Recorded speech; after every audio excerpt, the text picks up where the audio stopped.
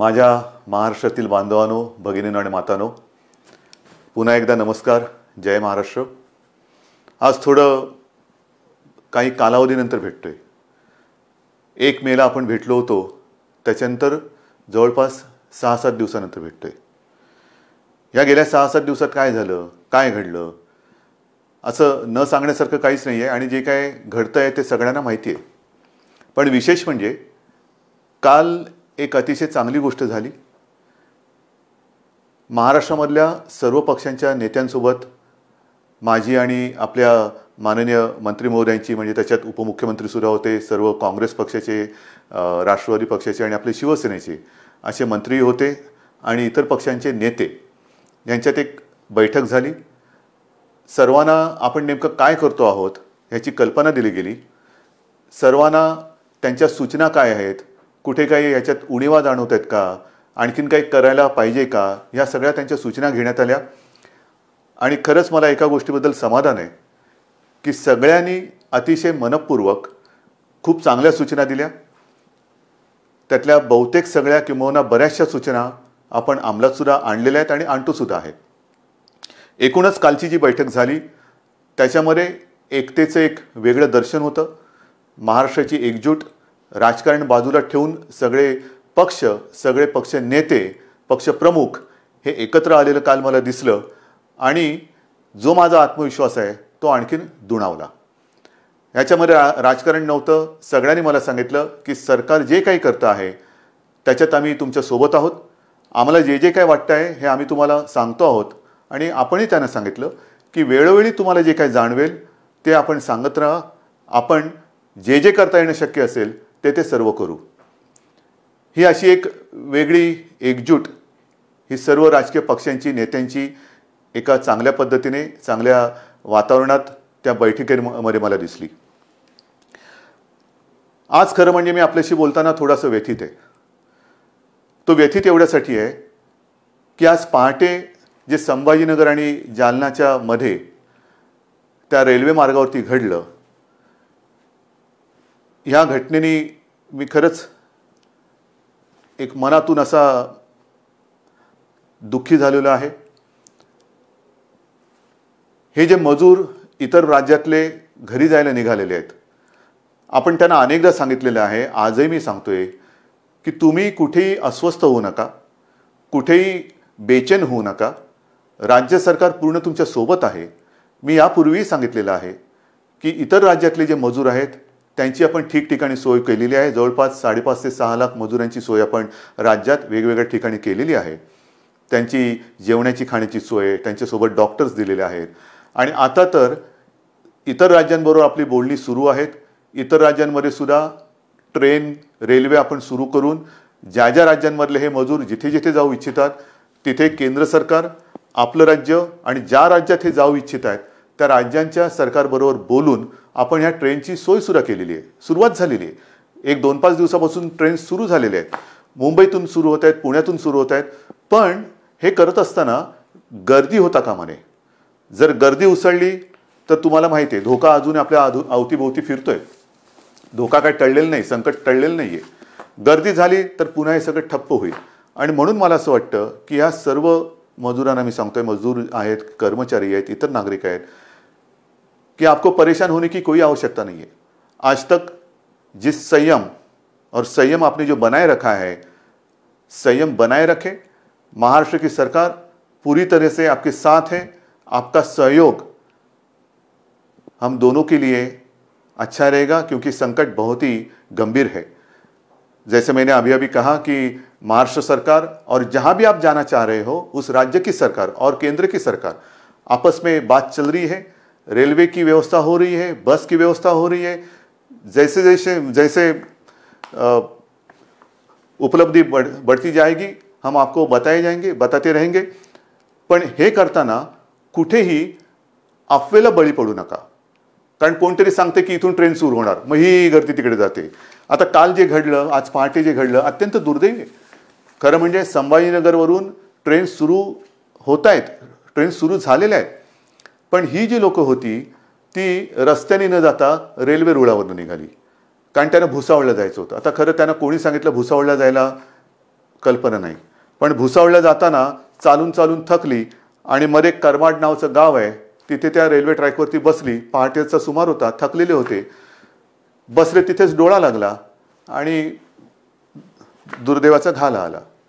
खरंच हे अत्यंत दुर्दैवी घटना आहे. मी मनातून अत्यंत दुःखी झालो ह्या सगळ्या घटनेबाबत आणि पुन्हा पुन्हा सांगतो की कृपा करून जिथे आहात तिथेच थांबा. राज्याची यंत्रणा जी आहे ती आपल्या संपर्कात आहे. जसजशी आपली सोय होईल तसतसं आपण तुम्हाला घरी पाठवतो आहोत. तुम्हाला घरी पाठवल्याशिवाय आम्ही शांत बसणार नाही. पण शांती ठेवा, अस्वस्थ होऊ नका, कुठेही गडबड गोंधळ करू नका. अत्यंत शिस्तीत आणि संयमाने आपण हे काम करतो आहोत. पण त्याही राज्याच्या काही सुरक्षेच्या दृष्टीने अटी आहेत, चेकिंग असेल, काही असेल, ह्या सगळ्या गोष्टी होत आहेत आणि ते करून आपण ही सगळी व्यवस्था करतो आहोत. दुसरी गोष्ट, गेले 2-3 दिवस मुंबईमध्ये एक अफवा आहे. अफवा काय? मुंबई लष्कराच्या ताब्यात देणार, मुंबई लष्कराच्या ताब्यात देणार, मुंबईमध्ये लष्कर येणार, मग लॉकडाऊन होणार, सगळी दुकानं बंद होणार. लष्कर कशाला पाहिजे? आणि आजपर्यंत मी जे काही केलेलं आहे तुम्हाला सांगून आणि तुम्हाला विश्वासात घेऊन केलेलं आहे आणि तसाच मी करणार आहे, तसंच करणार आहे. आपल्याकडे सुद्धा तुमच्या लक्षात असेल की लॉकडाऊन करताना टप्प्याटप्प्याने आपण करत गेलो. पहिल्या काही गोष्टी बंद केल्या, नंतर काही गोष्टी बंद केल्या, त्याच्यानंतर काही केल्या, असं करत करतच आपण पुढे गेलो. त्याच्यामुळे लष्कराची काहीच गरज नाही आहे. आणि मी तुम्हाला पहिल्या माझ्या भेटीतच सांगितलेलं आहे की ही जी लढाई आहे ह्याच्यामध्ये जवान आपण सगळेजण आहात. ते जे जवान आहेत ते सरहद्द सांभाळत आहेत, पण हे जे युद्ध आहे हे आपल्याला लढायचं आहे आणि तसं तुम्ही ते लढतात. संयमाच्या आणि जिद्दीच्या जोरावरती लढतात. लष्कराची आवश्यकता नाही आहे, लष्कर मुंबईत येणार नाही. पण जी एक आपण काळजी घेतोय, या सगळ्या गोष्टी मला तुम्हाला पुन्हा पुन्हा मी मुद्दामून सांगतोय कारण आपल्या मनात कुठे गोंधळ गडबड होता कामा नये, गैरसमज तर अजिबात होता कामा नये. मी पहिल्या दिवसापासून सांगतोय की हे संकट गंभीर असलं तरी सरकार खंबीर आहे. मग खंबीरता म्हणजे काय? काही दिवसापूर्वी पाहिलं असेल, मी स्वतः या बांद्रा कुर्ला कॉम्प्लेक्सच्या मैदानात गेलो होतो जिथे मोठं आपण कोविड केअर सेंटर उभारतोय, प्रथम उपचार केंद्र. तसंच रेसकोर्सला उभारतोय, तिथे वरळी डोममध्ये केलेलं आहे, गोरेगावचे एक्झिबिशन ग्राउंडमध्ये केलेलं आहे. कदाचित बांद्रा कुर्ला कॉम्प्लेक्समध्ये आपण ते आणखीन दुप्पट करू, आणखीन काही ठिकाणी वाढू. काय हे सगळं करतोय की हे संकट रोखताना समजा आपल्याला काही लोकांची सोय त्याच्यात करण्याची आवश्यकता वाटली, प्राथमिक केंद्रामध्ये म्हणजे कोणाला ऑक्सिजन देण्याची गरज लागली, समजा आता जे आपल्याकडे केसेस येत आहेत 80% ॲसिम्प्टोमॅटिक आहेत पण पॉझिटिव्ह आहेत, मग त्यांना ठेवायचं कुठे? तर त्याच्यासाठी ह्या आपण सोयी वाढवतो आहोत. पण हे वाढवताना पुढचा पावसाळा सुद्धा लक्षात घेतला पाहिजे. समजा पाऊस पडला, मुंबईचा पाऊस तुम्हाला माहिती आहे, त्रेधा तिरपीट उडवतो, मग त्यावेळेला काय करणार? हॉस्पिटल्स कमी पडता कामा नये. म्हणून मी स्वतः केंद्र सरकारला विनंती केली आणि ती मान्य सुद्धा झाली की जिथे जिथे राज्यामध्ये आपल्या केंद्र सरकारच्या ज्या काही यंत्रणा आहेत, मग रेल्वे आहे, BPT आहे, अगदी मिलिटरी सुद्धा आहे, त्यांची हॉस्पिटल्स आणि डॉक्टर्स हे जर का आम्हाला आवश्यकता लागली तर वापरण्याची आम्हाला परवानगी द्या. हे करणं काही गैर नाही आहे, कारण पुढचा धोका आपल्याला उद्भवू नये, उद्भवणार नाही. पण जर का आवश्यकता लागली तर त्या हॉस्पिटलची आणि डॉक्टर्सची व्यवस्था ही त्यांना आधी सांगून ठेवलेली बरी की जेणेकरून नंतर धावपळ नको. आणि त्याच पद्धतीने आणखीन एक माझ्या मनात विचार आहे, कारण आता सगळ्या यंत्रणा आपल्या प्रचंड तणावाखाली काम करत आहेत. डॉक्टर्स आहेत, नर्सेस आहेत, आपले सफाई कामगार आहेत, आपली महसूल यंत्रणा आहे, पोलीस तर आहेतच. पोलीस तर पाऱ्यावरती राहून राहून राहून तणावाखाली थकून जात आहेत, काही आजारी पडत आहेत, काही पोलीस तर बिचारे मृत्युमुखी पडले, आपल्यासाठी लढताना मृत्युमुखी पडले, आपल्यासाठी लढताना ते आजारी पडत आहेत. तणावाखाली त्यांना विश्रांती घ्यायला एक क्षणभर सुद्धा मिळत नाहीये. त्यांना सुद्धा थकवा आहे. माणसं आहेत ही, डॉक्टर सुद्धा माणसं आहेत, पोलीस सुद्धा माणसं आहेत. आजारी पडल्यानंतरच बाजूला करणं हा क्रूरपणा ठरेल. त्यांना सुद्धा मध्ये मध्ये कुठेतरी एक विश्रांती देण्याची गरज आहे आणि त्याच्यासाठी माझ्या मनात एक विचार आहे, तोही आत्ता आपल्याला सांगतो, पण ह्याचा लगेच चुकीचा अर्थ लावू नका. माझ्या मनात असा विचार आहे की केंद्र सरकारला मला सांगायचं आहे की जर का अधिकचं मनुष्यबळ लागलं, या पोलिसांना आम्हाला थोडी विश्रांती देण्याची आवश्यकता लागली तर काही दिवस पोलिसांना टप्प्याटप्प्याने विश्रांती देऊन त्यांना पुन्हा आणायचं, यांना टप्प्याने विश्रांती द्यायची, पुन्हा आणायचं. समजा काही पोलीस आजारी पडलेत, त्यांना निदान बरे होण्याची तरी वेळ दिली पाहिजे, बरं झाल्यानंतर त्यांच्यातला थकवा तर गेला पाहिजे. तर तोपर्यंत जर अधिकचं मनुष्यबळ लागलं तर ते केंद्र सरकारकडे आपण कदाचित मागणी करू. मग ते मागितल्यानंतर लोक म्हणजे काही जण काय म्हणतील, बघा यांनी लष्कर बोलवलं. लष्कर नाही, पोलिसांच्या बद्दल जर का त्यांचा थकवा किंवा ना त्यांना विश्रांती देण्यासाठी मनुष्यबळ लागलं तर त्याची आपण मागणी करणार आहोत. म्हणून सगळ्या बाजूने आपण तयारी करतो आहोत. हॉस्पिटलची सोय करतोय, डॉक्टर्सची सोय करतो आहोत, पोलीस लागले तर त्यांची सोय करतो आहोत. पण हे करताना तुमच्या मनात कुठेही भीती किंवा गैरसमज असता कामा नये, म्हणून हे मी मुद्दामून तुम्हाला आज सांगतो आहे. या सगळ्या गोष्टी करत असताना आणखीन एक महत्त्वाचा विषय आहे, परप्रांतीय मजुरांना आपण पाठवतो आहोत. तसंच त्या राज्यात आपली जी काही मजूर असतील त्यांना आपण परत आणतो आहोत. ट्रेननी येतील, ट्रेननी जातील, काही वेळेला बसेस, जसं कोट्याचे विद्यार्थी आपण बसेस पाठवून त्यांना घेऊन आलो. इतर राज्यात काही आपले विद्यार्थी आहेत त्यांना आपण घेऊन येणार आहोत. काही ठिकाणी तर राज्यांतर्गत विद्यार्थी कुठे कुठे अडकलेले आहेत. राज्यांतर्गत वाहतुकीचं काय, तुम्ही बाहेरच्या लोकांना पाठवतात, बाहेरच्या लोकांना आणतात, मग राज्यातल्या राज्यात आमचं काय. या सगळ्या गोष्टी आपण करणार आहोत. पण ह्या करताना सुद्धा मोजून मापून आपल्याला करावे लागणार आहेत. मोजून मापून. आपण गेल्या वेळेलाच मी सांगितलं होतं की आपल्या राज्यात रेड झोन, ऑरेंज झोन आणि ग्रीन झोन असे 3 झोन केलेले आहेत. त्याच्यात ग्रीन झोनमध्ये आपण जरा शिथिलता जास्त दिलेली आहे, ऑरेंज झोनमध्ये त्या प्रमाणात शिथिलता दिलेली नाही, आणि रेड झोनमध्ये त्यातल्या त्यात कंटेनमेंट झोन एरियामध्ये तर बिलकुल आपण शिथिलता आणत नाही आहोत, अजिबात नाही. कारण कंटेनमेंट झोन, रेड झोन इथे अजूनही आपल्याला या केसेस सापडत आहेत. विशेषतः मुंबईत आहेत, संभाजीनगर आहे, पुणे आहे, मालेगाव आहे, नागपूरमध्ये काही विभागात आहेत, अशा काही ठिकाणी आहेत. इकडे ये जा करता येणार नाहीये. कारण ही ये जा जर का आपण सुरू केली मग इतके दिवस हे बंद ठेवून उपयोग करायचा. हा लॉकडाऊन सगळा फुकटच आहे. लॉकडाऊन म्हणजे मी मागेच बोललो होतो की गतिरोधक आहे, गतिरोधक. आजपर्यंत आपण याची गती रोखण्यामध्ये यश जरूर मिळवलेलं आहे, पण अजूनही चेन तोडण्यामध्ये आपल्याला यश नाही मिळालेलं. त्यांची जी साखळी आहे, त्या विषाणूची साखळी तोडण्यात अजून आपल्याला यश नाही मिळालेलं. ते आता तोडायचंच आहे. ते तोडल्याशिवाय आता राहायचंच नाही. कारण नाहीतर किती दिवस चालू राहणार. लॉकडाऊनचं काय होणार, 17 तारखेपर्यंत लॉकडाऊन आहे, पुढे काय होणार, किती दिवस आपण वाढवत राहणार. म्हणून आपला आता हा प्रयत्न असा असला पाहिजे की एकदाच काय ते आपण कडक ही सगळी बंधनं पाळूया आणि या विषाणूचा संसर्ग, ह्याचा जो काय प्रसार आहे तो कायमचा संपवूया. त्याच्यासाठी आता आपल्याला तयारी करायची. आणि हे करत असताना आता परदेशातून जी आपली लोक आहेत ती यायला सुरुवात होतील. काही ठिकाणी इतर देशात सुद्धा आपली लोक अडकलेली आहेत, काही विद्यार्थी अडकलेले आहेत. ते विमानाने त्यांची ये जा सुरू होईल, त्यांना पुन्हा क्वारंटाईन करावं लागेल. ह्या थोडंसं हे जेवढी आपण शिथिलता आणू तेवढी आपली जबाबदारी पण वाढते आहे. ती जबाबदारी पूर्ण ताकदीने आपल्याला पेलावी लागणार आहे. आणि म्हणून आपल्याला जी मी विनंती करतो आहे की आपलं जे सहकार्य आजपर्यंत तुम्ही दिलेलं आहात तेच यापुढे सुद्धा काही दिवसासाठी हे आपल्या सरकारला तुमच्यासाठी लागणार आहे. मग कोणीतरी मध्ये सांगतं की मुंबईमधल्या टेस्ट कमी करणार का, अजिबात नाही आहे. आजपर्यंत मी इतर राज्यांची तुलना नाही करत, पण गेल्याही वेळेला आकडा सांगितलेला तुम्हाला, 1.5-2 लाखाच्या आसपास महाराष्ट्राने टेस्ट केलेले आहेत. एकट्या मुंबईने लाखाच्या वरती टेस्ट केलेले आहेत. टेस्ट कुठेही कमी नाही होणार, अजिबात नाही होणार. जिथे जिथे आवश्यकता आहे तिथे टेस्ट ह्या चालू राहतीलच. मुंबईमध्ये मुंबई महापालिका, खाजगी जे रुग्णालय आहेत ते डॉक्टर्स आहेत, फक्त त्याच्यामध्ये एक सुसंगती पाहिजे, एक वाक्यता पाहिजे. कोणी उठला आणि टेस्ट करून आला तसं नाहीये. मी तर तुम्हाला पुन्हा एकदा विनंती करतो आहे, कारण जो काही मृत्यूदर आहे त्या मृत्यूदरामध्ये आपण बघितलं काही केसेस अशा आहेत की शेवटच्या टप्प्यात आपल्याकडे येत आहेत. शेवटच्या टप्प्यात म्हणजे सगळं काही उपचाराच्या पलीकडे गेलेलं असतं तेव्हा ते येत आहे आणि तिथे आपण काहीच करू शकत नाही. काही वेळेला तर असं होतं की एखादा रुग्ण आला तर त्याचा रिपोर्ट, टेस्टचा रिपोर्ट येण्याच्या आधी त्याचा मृत्यू होतो. आणि म्हणून मी वारंवार सांगतोय की जर कोणाला सर्दी, खोकला, ताप यासारखी लक्षणं आढळली तर तुम्ही न घाबरता, न डगमगता आपली फिअर क्लिनिक्स आहेत, आपले डॉक्टर्स आहेत, त्यांच्याकडे या, स्वतःहून या. आपण तर घरोघरी जाऊन चेकिंग तर करतोच आहोत, विचारपूस करतो आहोत, पण जर ज्यांना कोणालाही अशी लक्षणं आढळली आणि ते स्वतःहून पुढे आले तर पुढचा जो काही उपचार आहे तो करणं हे सुलभ होईल. एक लक्षात घ्या, आजपर्यंत साधारणतः 18,000 पॉझिटिव्ह केसेस आपल्या महाराष्ट्रात आहेत.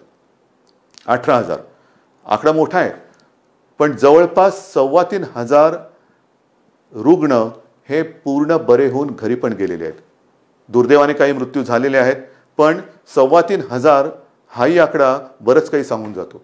आणि हा आकडा ज्यांना लक्षणं होती ती लक्षणं पूर्ण बरी होऊन आणि काही जणांना लक्षणं नव्हती पण क्वारंटाईनमध्ये होते, त्यांचा तो काळ पूर्ण करून पुढची चाचणी निगेटिव्ह आल्यानंतर ते घरी गेलेले आहेत.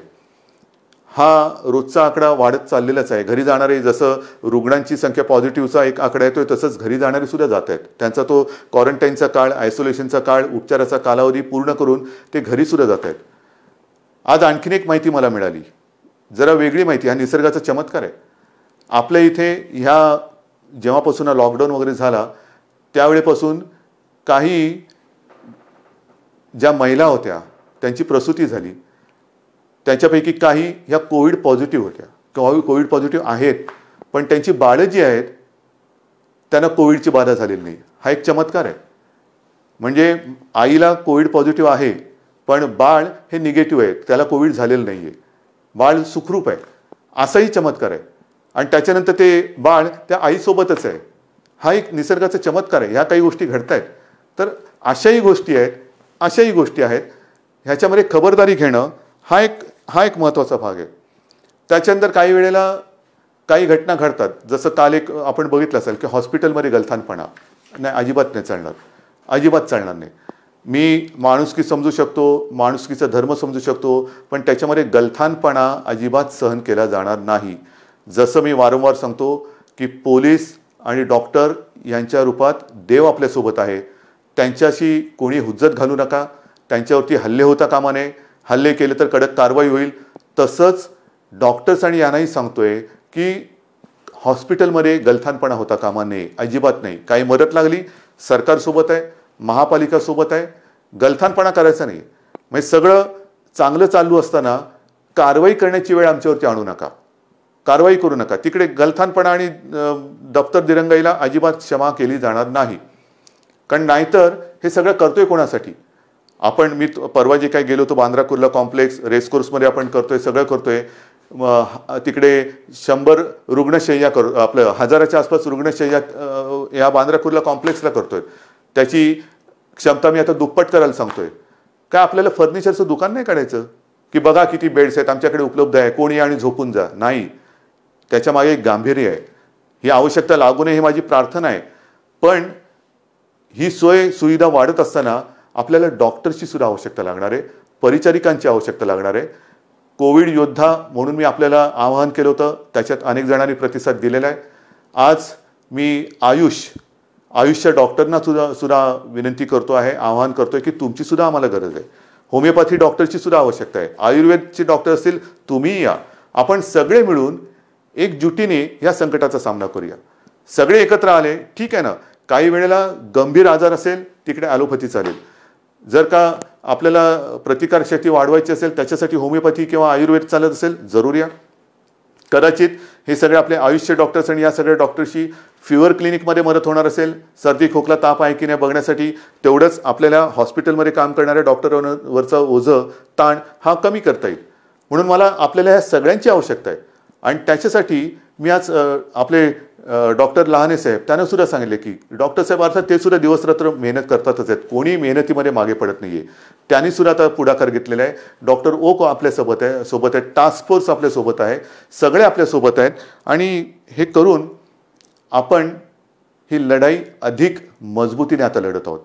म्हणून मला हात जोडून विनंती करायची की हा जो आता लॉकडाऊनचा टप्पा आहे हा सतत आता वाढवत जायचं की नाही जायचं, लॉकडाऊनचं काय करणार हे तुम्ही ठरवायचं आहे. जेवढं तुम्ही शिस्त पाळाल, जेवढं तुम्ही बंधनं कडक पद्धतीने पाळाल, तेवढं लवकर आपण या संकटातून बाहेर येऊ. कोणालाही आनंद नाही आहे लॉकडाऊन वाढवण्यामध्ये. लॉकडाऊन वाढवणं म्हणजे पिंजऱ्यात बसल्यासारखं आहे, कोंडवाड्यात बसल्यासारखं आहे. आत्ता ते बसण्याची गरज आहे आणि ती शिस्त अजूनही मला काही ठिकाणी बिघडलेली दिसते. मग मुंबई असेल, इतर शहरं असतील, ही शिस्त बिघडवणं म्हणजे आपण आपलं संकट लांबवणं आहे. जेवढं तुम्ही हे बंधन तोडायला बघाल तेवढं हे बंधन अधिकाधिक तुमच्या भोवती आपला फास आवडत जाईल.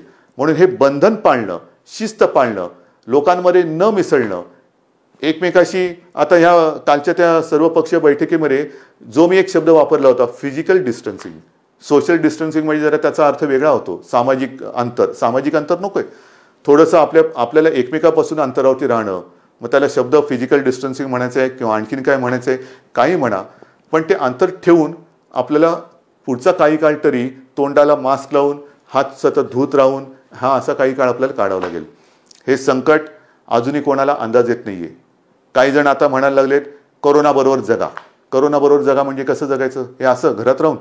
हे नाही चालणार आपल्याला. आपला महाराष्ट्र, मी अनेकदा सांगतोय, मला लष्कराची अजिबात गरज नाहीये, कारण हा शिवरायाचा महाराष्ट्र आहे. नुसते आपण बोलताना शाहू फुले, आंबेडकर, गाडगे महाराज यांची नावं घेऊन उपयोग नाहीये. त्यांनी जे काय आपल्याला शिकवलेलं आहे, छत्रपती शिवाजी महाराजांनी सुद्धा आपल्याला लढायचं कसं हे शिकवलेलं आहे. आणि त्यांची परंपरा असलेला महाराष्ट्र, इथे मला लष्कराची आवश्यकता नाही. माझा प्रत्येक नागरिक हा जवान आहे, हा सैनिक आहे, आणि तो या लढाईमध्ये स्वतः लढून या विषाणूवरती मात केल्याशिवाय राहणार नाही. हा तुमच्याबरोबर माझा सुद्धा आत्मविश्वास आहे. म्हणून पुन्हा एकदा सगळ्यांना सहकार्याची विनंती करतो, धन्यवाद देतो. जय हिंद, जय महाराष्ट्र.